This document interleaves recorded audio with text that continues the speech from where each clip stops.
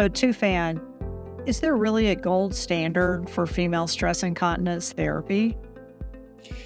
Well, the short answer to your question, Melissa, is no. There is no gold standard treatment for stress urinary incontinence in females still. So there is no surgical method which we can empirically apply to all patients. This is true for all the new interventions, for all the new techniques.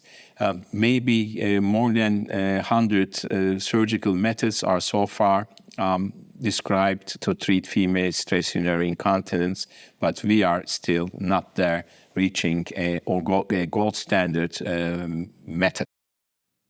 I believe that all the stress incontinence procedures that we term minimally invasive, they're outpatient procedures, they have limited incisions. The impact of that treatment in the absence of a really clear diagnosis is not benign. One of our most profound pivotal clinical trials on midurethral slings determined that although patients did experience good objective outcomes, the subjective outcomes were not as robust because of the process of surgery, the recovery, the complications. So for me, fating a patient to potential poor outcomes and even further invasive interventions by an inaccurate primary diagnosis is really egregious. So we don't have one size fits all for any of these types of interventions, and we really need more granular data to drive our therapies. May I ask you, is there any patient in your clinical practice on who you can skip a urodynamic study and go to the surgical treatment directly? So for stress incontinence patients, there are very rare, I would say less than 5% of the practice, who have a very clear diagnosis that I can use a careful history as well as the physical exam to determine that this really is a pure stress incontinence patient, that I determine that they have some degree of hypermobility, and we can then move forward with some type of intervention. Oftentimes I will give them every opportunity to not undergo invasive interventions by providing them an entire menu and landscape of what all the different therapeutic options are.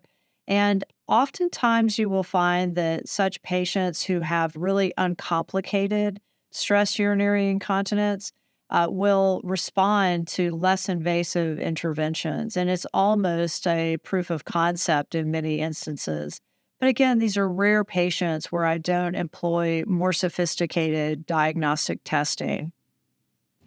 And interestingly, in the value study, Melissa, even in the so-called uncomplicated group, the urodynamic studies revealed voiding dysfunction in 10% of the patients.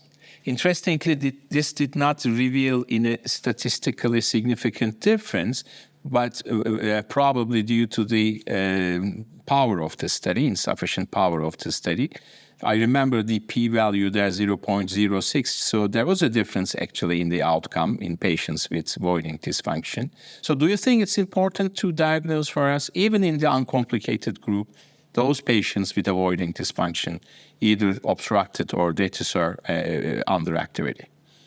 So it's critically important if we look into going for invasive interventions such as sling procedures, because those are the patients that are at highest risk for having retention or other types of voiding complications postoperatively.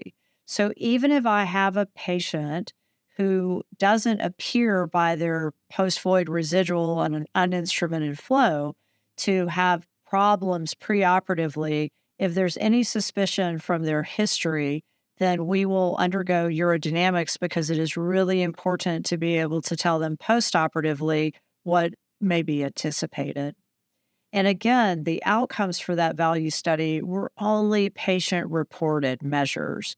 there was really no objective data that was utilized to determine success in those patients. Yeah. Just I would like to add also the importance of follow-up here. This was a 12-month assessment, and we don't know what happens in the long term, and especially there was no urodynamic follow-up as well, as you said. So the endpoint was just a patient-reported endpoint. And in both arms, only 70% of success or dryness according to stress test on the physical examination.